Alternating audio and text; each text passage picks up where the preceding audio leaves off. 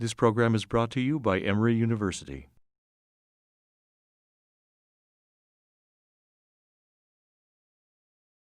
Good morning, everyone. I hope everybody had a nice summer, although it was a very strange summer. Just a few housekeeping things. If you want to receive CME credit for this grand rounds, just make sure and click on the CME box that comes with the emails that Zaina sends out.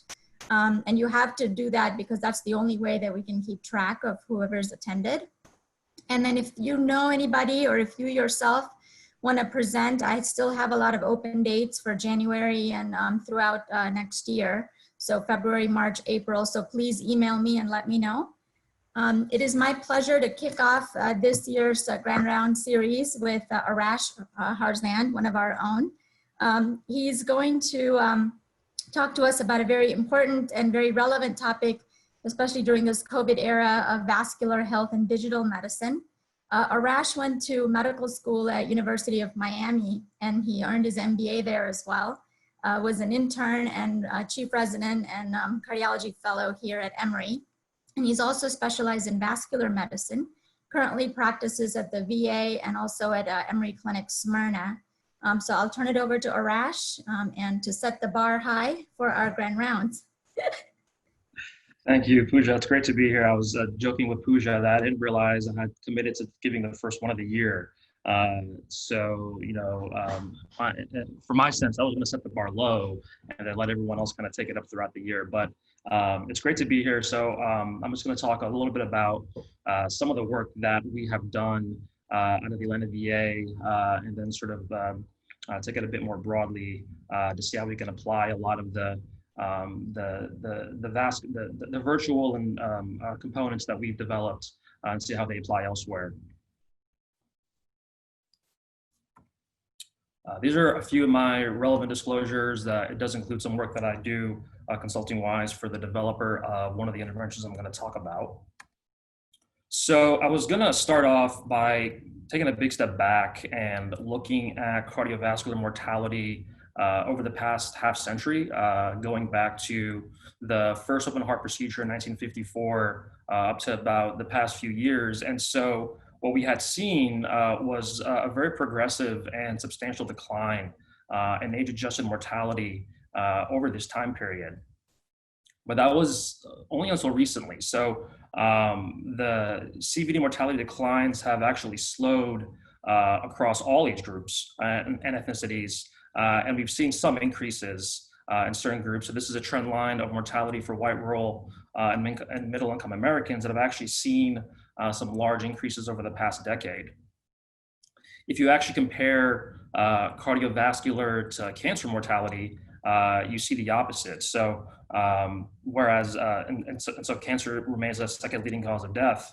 But whereas cancer rates have fallen or cancer mortality rates have fallen about 20% from 1999, CVD mortality has steadily increased by about 4% over the same time period. And you can see the trends between women and men are also just as stark. In terms of what accounts for the majority of cardiovascular mortality remains ischemic heart disease. Coronary artery disease, stable disease, and acute MI accounts for almost 2/3 of heart-related death. Is this sort of atherosclerotic panvascular disease. And there's a lot of reasons that people attribute to this. This is just a slide I wanted to show, just kind of following up on the cancer comparison, where we've actually seen negative spending growth on CV innovation relative to what we've seen on oncologic innovation. And so you can sort of talk about, where a lot of that money should be invested, but it's at least important to point out at a high level, where, despite what our perceptions are in terms of costs and how much we're spending on new drugs and treatments, compared to cancer and oncology, we're actually seeing negative spending growth. So, there's large missed opportunities in cardiac prevention and care at every step. This is a waterfall diagram that shows the scale and relative impact of 6 categories, including risk factor modification, patient engagement, making the correct diagnosis, using proven first-line therapies, using advanced therapies, and using supportive care. And you can see that the largest areas for improvement, where we can make the biggest impact and invest more, is actually on prevention and better patient engagement. So we need to invest, more care upstream, and this really requires a fundamental improvement and a change in how we modify cardiovascular risk factors. The attributable deaths to risk factor based on exposure, based on risk factor exposure, and this is data from NHANES through 2006, and this is mortality data up through 2005. And you can see that the mortality ranks in the hundreds of thousands for established risk factors such as hypertension, and this is actually using the latest definition from 2017, hence why the numbers are so much bigger, as well as obesity and physical activity and smoking. So this is all sort of cross-sectional data. If you look at purely secondary prevention and post-MI patients, these are these are the patients where we have sort of the best chance to intervene and make changes. There's still there's several alarming gaps here as well. So whereas secondary prevention rates are high on discharge for post-MI patients, they tend to wane over time. In certain areas, we do well. So in terms of platelets, and then putting someone on any dose of a statin, we do well. But if you look specifically at high-intensity statin use and just the overall rates of optimal medical therapy, you can see for high-intensity statins, although we start off around 60% within a year of someone's MI, within about a year after that, that drops off substantially to about less than half the patients. And only about a third of patients overall are on any sort of optimal medical therapy combined within a year or even longer than that. So I think people can assume where I'm going with this, which is cardiac rehab really remains by far the most effective large-scale guideline-directed program that we have to modify cardiac risk, and we have decades of data to support this. As the contemporary data stands, we see about a 50% reduction in all-cause mortality, specifically amongst post-PCI patients. And in terms of all cardiac rehab patients, we see about a quarter decline in cardiovascular mortality, as well as a 100% decline in hospital admission. But there are also comprehensive health benefits. So we see improved medication adherence, we see improved exercise performance, improved risk factor control, and quality of life. And just to kind of highlight the significant survival benefit, specifically for post-MI patients, this is a cohort of about 5,000 patients with acute MI, where having performed cardiac rehab conferred about a 40% reduction in all-cause mortality. And this starts relatively early, within a year of having completed the program, and really just expands over time. If you compare the relative value of cardiac rehab to other established secondary prevention therapies, you can see that the number you need to treat for cardiac rehab is about almost a fifth of what you get from antiplatelets, and about half of what you get for statins. So in terms of the relative value for rehab, you can sort of see that it's vastly underutilized. And that's kind of, so actually this is another slide. I forgot I put this in here, but I like to include this when I can, and I think Dr. Wenger's with us, but this is a clipping from the AJC, I believe back in 1974, just highlighting the cardiac rehab program and really the sort of the advocacy that Dr. Wenger was doing.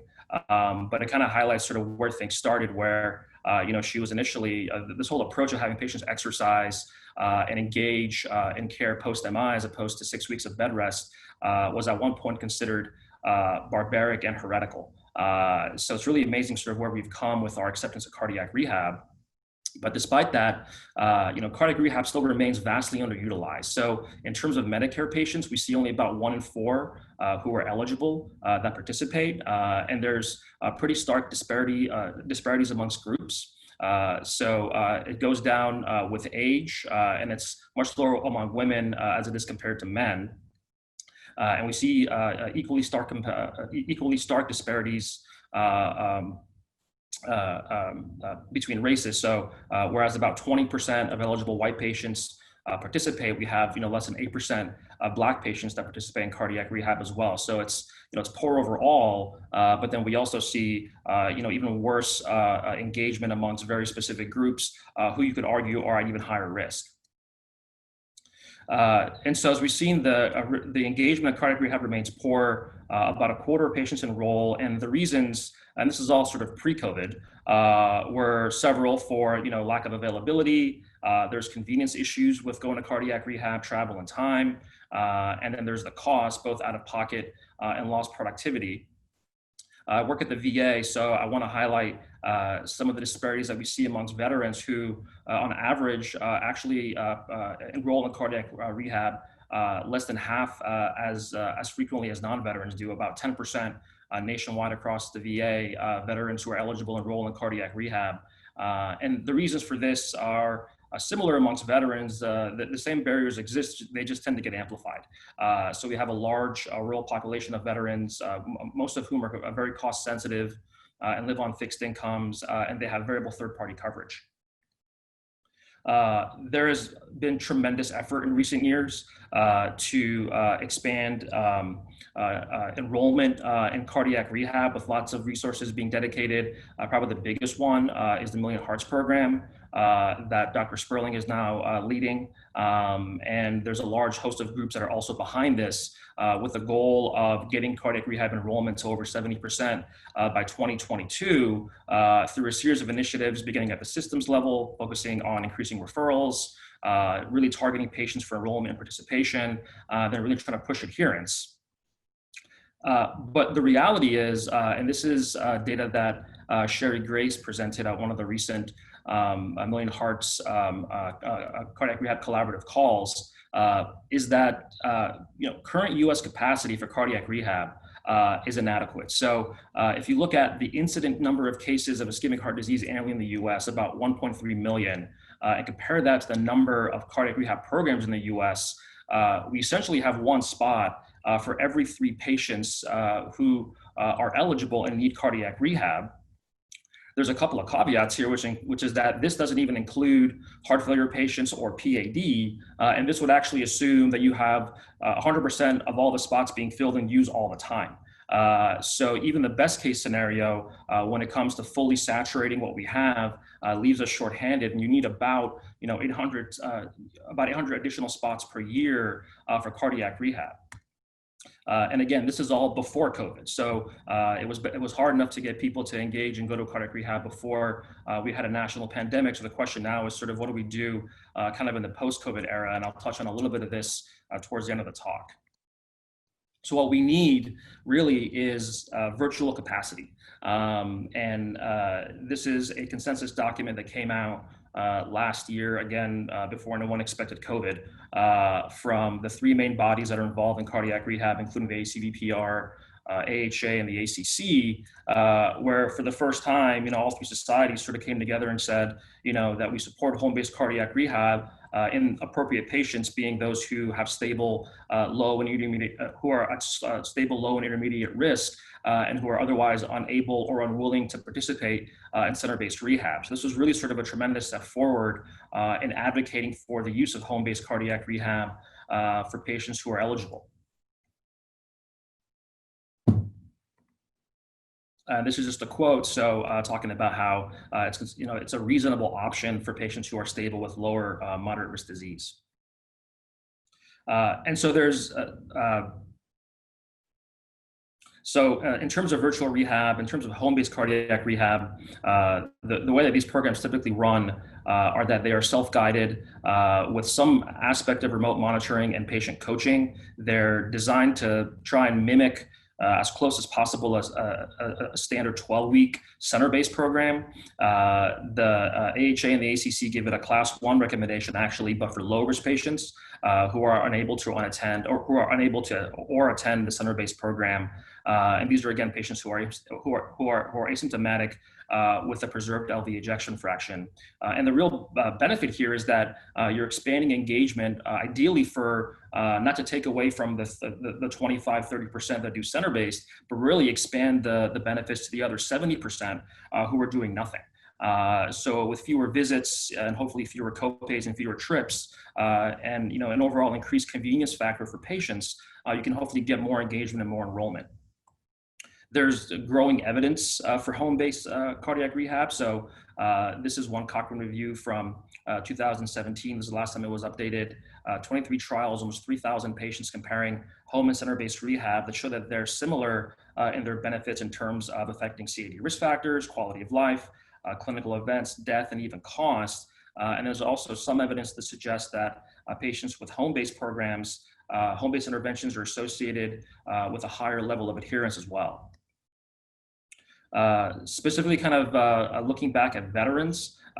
So the VA has a very large home-based rehab program through the Office of Rural Health that's now at 30 sites, and veterans as a group have been very receptive to this. And so what you can see in this figure is, and this just shows, this is comparing sites in the dark green bars that do what we used to do in Atlanta, which is only refer patients to facility-based cardiac rehab that is not at the VA, because only about 25 to 30 VA medical centers have an on-site rehab program. So the majority of us rely on non-VA referrals, and locally here it's places like DeKalb, Emory St. Joe's, Wallstar, Piedmont, and elsewhere. Compare centers like that to centers that offer some on-site cardiac rehab program to centers that are now offering both off-site, on-site center-based, but also a home-based program. And then what you can see is that patients, the sites that offered the most number of options saw the biggest increases in patient engagement across all the rehab modalities, from about 6% to almost 25% at virtual cardiac rehab sites across the country. And this is really important because veterans as a group have, are up to twice the estimated lifetime risk of coronary artery disease. So we have a very high risk population that historically has not engaged well with cardiac rehab. So innovations like this have been really tremendous for veteran groups who are really at risk. So kind of pivoting to more of the virtual components. So in Atlanta, beginning in 2016, we really tried to sort of build on what the VA had already done when it comes to their existing home-based rehab program that, as I just showed you, at best got got veterans to be almost on par with non-veterans, enrolling about 25% of the time. And so what we've been developing is a really patient-centered program that uses a variety of virtual tools, including mobile apps, wearable devices, cloud-based monitoring, to really drive patient engagement. This is something that I started initially when I was a fellow, and then Amit Shah has really sort of taken the lead and built this program, and I'll show you some of the data.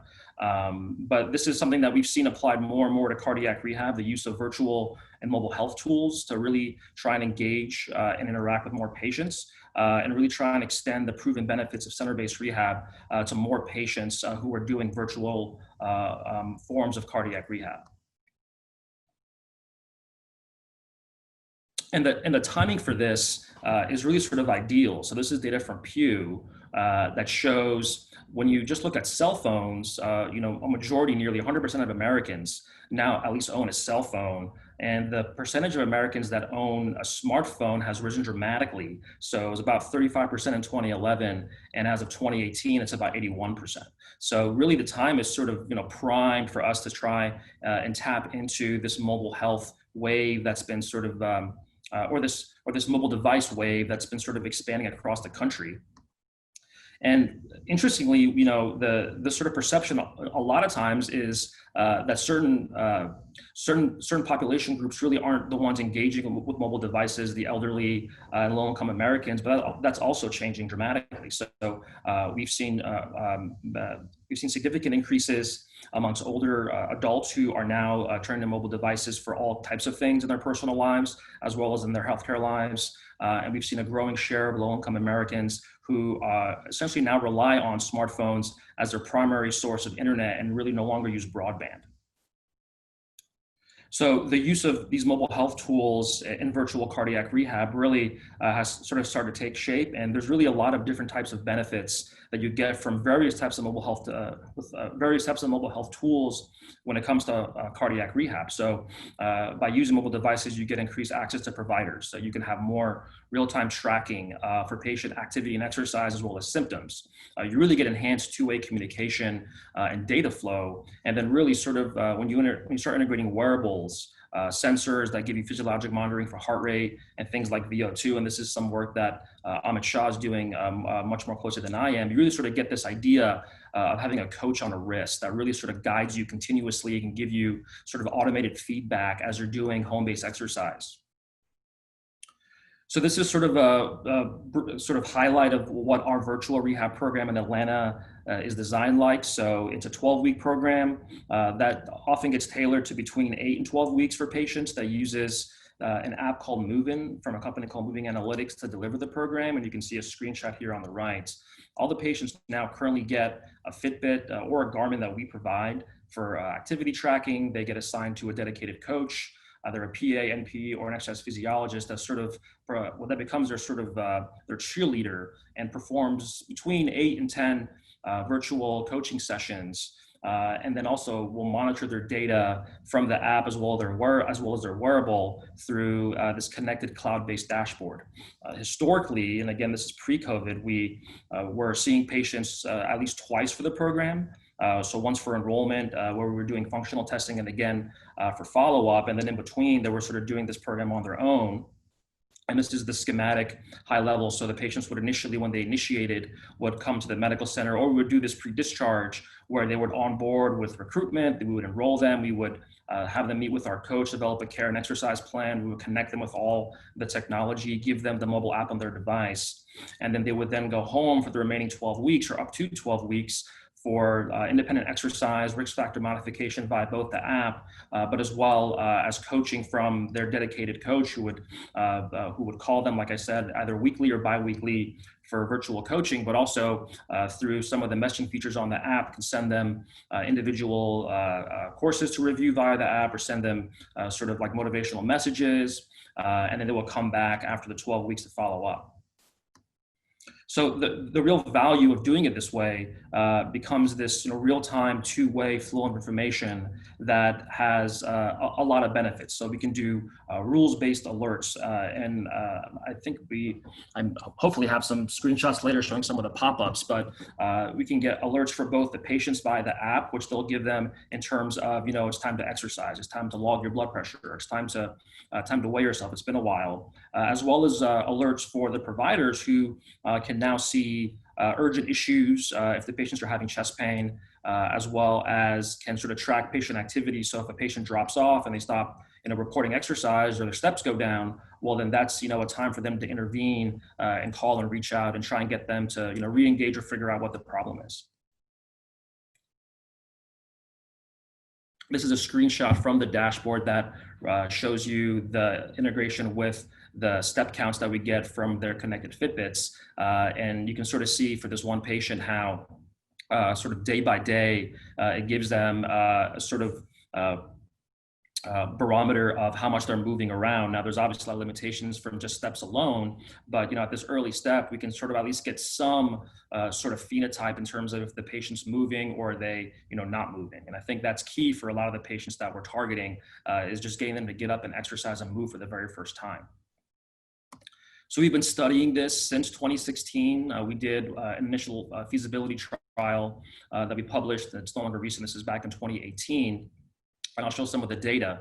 But the way that we're sort of proceeding with this is through a patient-centered design trial. And what that means is that the patients are offered a choice. So anyone that's referred to cardiac rehab at the Atlanta VA, we reach out to, and we discuss the various options that we have, which include being referred to a non-VA center-based program or enrolling in one of in one of two different forms of our home-based program, and letting them choose what they think works best for them based on their perceptions, their geography. Some patients, we really sort of encourage them to do center-based rehab when we think it's more appropriate. And the key point is that it's not mutually exclusive. So a small number of our patients actually do a hybrid program where they'll do a center-based program as well as do one of our home-based programs.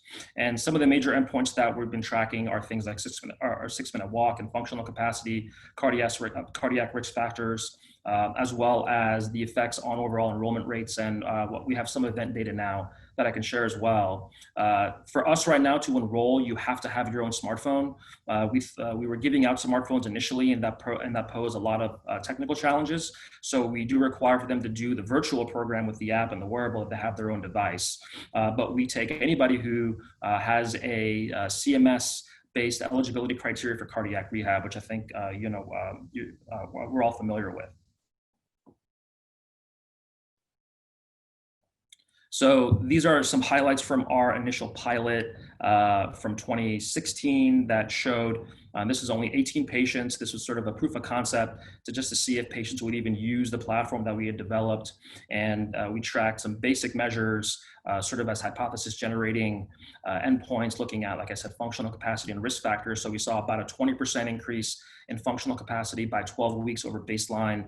And then we saw about a 10-point drop in systolic blood pressure over baseline. And I think it's going to come out right. So I apologize for the left side shouldn't be sort of grayed out, but if you look at sort of our global numbers in Atlanta for all the cardiac rehab referrals we've had since 2016. So we've had about 1,200, and we've had about 40% of those patients, about 38% opt into, you see my mouse, opt into our home-based program. And about 70% opt into the center-based. And if you're wondering why the percentages don't equal 100%, well, it's because, like I said, about 10% of our patients also will do some kind of hybrid program. And what we see is that patients that do one of our home-based programs complete about 70% of the time, compared to about half of patients who do the center-based program. So, both a huge, tremendous step up from where we began before, but still we see a big disparity between home and center-based. And then sort of if you zoom in and look specifically at our home-based referrals, and so like I was saying, we have two different forms of our home-based program. So we have our virtual sort of platform connected, the schematic I showed you, and then we still do have a traditional sort of what we call a low-tech version, just for patients who don't have a cell phone, or who don't have their own smartphone, really, that do it mostly on pen, paper. We give them a activity guide and a rehab workbook, and do mostly things over the phone. But if you look at specifically at our virtual patients, about half them complete, and about half of them we end up. And this is misleading because this is really, these are historically completers that came back and actually did a face-to-face exit visit. But this also includes patients that still actively perform the home-based exercise and were engaged with us, but we just did not come back and see us face-to-face for an exit. And again, this is all sort of before COVID. So we'll talk about sort of what we're doing now post-COVID, but this is the reality we had even before COVID began. And just kind of showing what this virtual population looks like in the VA. So predominantly younger patients, a significant proportion of African Americans, about half. Being a VA population, the majority of our patients are male, about 95%. And we sort of see the whole gamut of cardiac rehab indications, but the majority, again, being for ischemic heart disease. So if you look at the changes in functional capacity that we see, we get about a 38-meter increase at 12 weeks over baseline. Again, this is the entire virtual home-based population, about 200 patients. And it's important to kind of put this in perspective. If you look at the MCID for a 6-minute walk test in ischemic heart disease, it's about 25 meters. And so about 2/3 of our patients achieve that. So we do get a significantly fair increase in functional capacity improvement in the patients that complete our program. And then if you look at the effects of our virtual program on CAD risk factors, so we see about a 11-point improvement in LDL-C at 12 weeks over baseline, and a small but meaningful improvement in BMI. We saw some trends and improvement for things like blood pressure and A1C, none of which were significant, but it's also important to point out that, if you had a usual care arm for these patients, which would basically involve doing nothing, chances are you won't even see numbers stay the same or even improve a little bit. They'll be getting worse. And you can also see that the majority of our patients at baseline were relatively well controlled. So, you have a baseline LDL of 80, a baseline blood pressure of 140/79, and a baseline A1C of 6.7. So it does sort of, I think, minimize the gains that we can see, but we're still seeing improvements in things like LDL, as well as BMI and weight. We also put a big focus on psychological well-being. So we track things like PHQ-9, and we've seen a significant improvement in PHQ-9 scores as well, from about 7.4 to 6. Now, these are still sort of both in the mild range, but you still do see an improvement in self-reported depression scores in patients that come through our program. And we've seen more data from things like the Inner Heart study looking at the effects of depression and psychosocial factors on long-term cardiovascular risk. So we think this is also very meaningful. If you compare some of the event rates, which we began doing between the different groups, and so we've been comparing patients that have done both our home-based program. So I apologize for the acronyms, but this stands for Smartphone-Enabled Cardiac Rehab. This is our virtual home-based program. This is our traditional home-based program. The patients that go non-VA center-based and the ones that do nothing, you see comparable event rates, both decrease dramatically for patients that do both our virtual program as well as a center-based program. So on par with traditional facility-based cardiac rehab, and the home-based patients that don't do or don't get any of the virtual components are sort of on par, although slightly improved compared to patients that do nothing. So even in terms of looking at endpoints, and this is looking at ED and hospital admissions and repeat PCI, we're seeing that the virtual tools that really, we think this highlights the importance of actually engaging patients in every way possible to get them to adhere more and do more of the cardiac rehab program remotely. So in terms of the evolution of cardiac rehab at the Atlanta VA, so back in 2015, when all we had was non-VA center-based cardiac rehab and low participation rates, and now what we have are multiple options for patients with increased access, higher participation rates, and much higher completion rates that we've seen both in center-based as well as amongst our home-based patients. So again, that was all sort of pre-COVID. And now we're sort of, I guess we're intra-COVID, and this is not meant to sort of be an inaccurate timeline, but if you kind of, look out, if you look at sort of the effects of COVID on cardiovascular care, we had this sort of first wave where there was a big effects on acute morbidity and mortality. We had that followed very closely with the second wave of deferred and delayed interventions. And we're sort of now falling into this third wave of interrupted outpatient care, both preventive and therapeutic for cardiovascular disease. So we're having to rapidly, adjust the way that we do things. And I think we've all been experiencing this in different ways across the entire department. The VA was sort of well poised for a lot of this. So even before COVID-19, the VA, through the Mission Act, had enabled physicians to practice across state lines within the VA through this initiative called Anywhere to Anywhere Telehealth, as well as the expansion of what are called telehealth hubs that allow for remote care delivery between VA medical centers. And the way the platform works, this Anywhere to Anywhere care platform, is it's designed to be what's called veteran facing. So where the veterans can schedule an appointment and then they can pull it up on their phone or their mobile device through what's called the VA Video Connect app, the VVC app, and then the providers will then log in on the hospital side through a computer, and we can, and this facilitates virtual care. And the VA has been sort of building this before COVID happened. And this is sort of a screenshot. This is actually what the patients see on their device, and this is an actual screenshot. So they see the provider in front of them, and then we also have the ability to give them. Actually mail to them a device as well as a series of connected devices to be able to do their blood pressure.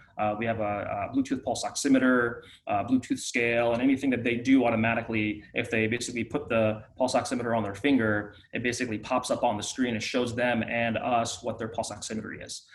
So we've had these tools available. And if you actually look at how the VA expanded telehealth post-COVID, and this is sort of going back through January. But starting in mid-March, we saw a dramatic rise in virtual encounters for across all the different groups, and this includes mental health, primary care is in the red line, and then these are specialties where cardiology falls into. So you've seen dramatic rises in telehealth adoption and virtual visit use in the VA as a result of COVID.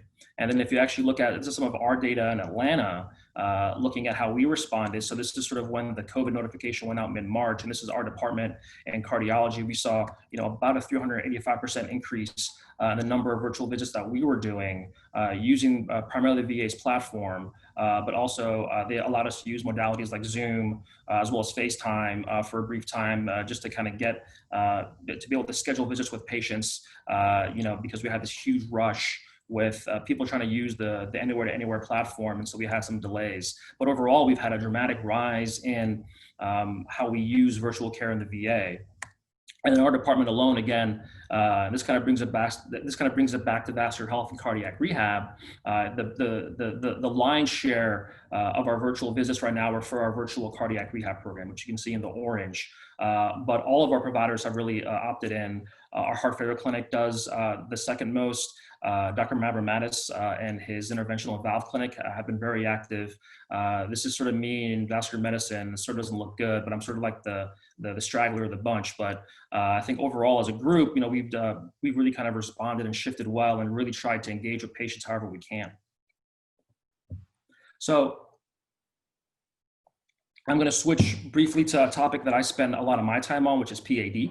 And so this is another very important vascular disease. Veterans as a group are also higher risk for PAD with higher prevalence than non-veterans. They undergo more invasive procedures. They have more complications, including mortality, as well as the risk of critical limb ischemia. And the overall prognosis, however, and it's maybe a little bit misleading to have a thumbs up sign, but at least it's sort of, it's stable in the sense that the majority of patients overall, and especially veterans, have this sort of stable disease with stable claudication. The downside of that is that they get progressive functional decline over time because walking becomes more and more difficult. And this sort of shows just a natural history of PAD amongst all patients, again, highlighting that the majority of patients either have stable claudication or progressive claudication. Very few progress to critical limb ischemia, but although this is sort of, good news in a way, it's also sort of highlights that the majority of patients with PAD tend to suffer primarily from functional decline and all of the effects that that's associated with. We know from good data that supervised exercise improves PAD outcomes. It's supposed to be part of the initial treatment for patients with claudication. It's a class 1 recommendation. It's been shown to improve walking ability and functional independence, and it improves quality of life. And as of 2017, actually was approved by CMS for coverage similar to cardiac rehab was. The challenge is that it still remains poorly adopted by most PAD patients, less than 25%, and that's probably a generous estimate. Patients that have PAD enroll in some kind of supervised exercise program.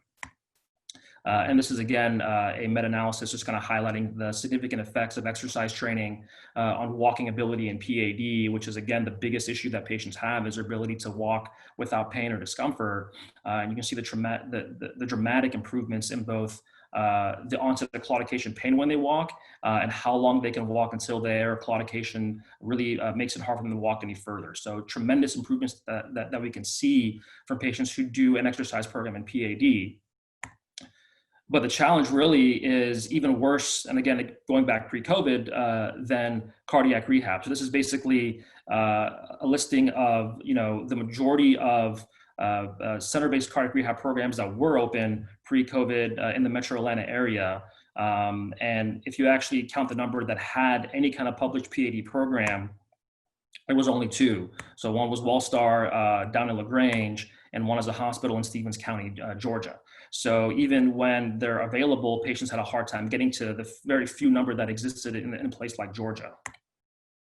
So one thing that we've been doing, and again, Amit Shah has sort of done the majority of this, is a study out of Grady called SmartStep. So basically taking what we've done with home-based virtual cardiac rehab and applying it to PAD. We're doing this through a randomized trial comparing patients doing the virtual program with usual care, which is just home exercise without the virtual components. And again, patients all get a Fitbit, they get the same Move and app. And they do a 12-week program that's focused primarily on walking exercises, and they get assigned to one of our coaches. And the enrollment's been sort of slow, and then COVID kind of set us back, but we've enrolled about 15 patients as of this year, which we've randomized, as you can see. And so we're still trying to pick up engagement and referrals, and this is out of Grady. So if anyone at Grady has a patient that has PAD with claudication, please reach out to either myself or Amit Shah, and we'll try and get them enrolled in our program or in our study. So this is sort of like the second to last slide. I kind of wanted to end with this, and this is a shameless thing I stole from Dr. Califf when he presented at Epic about a week or two ago. But I think the way that this all kind of comes together is this idea of home inversion, which is how prevention and chronic care are going to now slowly move away from the hospital and the clinic to the home, the school, the workplace, and the neighborhood. And so we're going to have to set up, interactive systems at home. We're going to have to set up ways of expanding access to clinic. And then even for post-clinic visits, we're going to have to find ways of following up with patients in a way that's seamless, that's not intrusive, that's easy for all of them to access and be able to share data back with the medical center. And so I'll just end by saying, virtual care approaches can obviously improve functional status and CVD risk factors in patients with pan-vascular disease. And I think overall, what we really need is more implementation and evaluation of virtual approaches, especially now in the era of COVID-19. This really is team science. So everyone on this page has very graciously put up with me for the past couple of years. Amit's been sort of a huge supporter, Dr. Zafari at the VA, who supported me, and again, Dr. Wenger from a very early stage of my fellowship has been very supportive, as well as the rest of our team in Atlanta that does the majority of the work that I showed you guys, our sponsors, and the supportive team we have at Moving Analytics.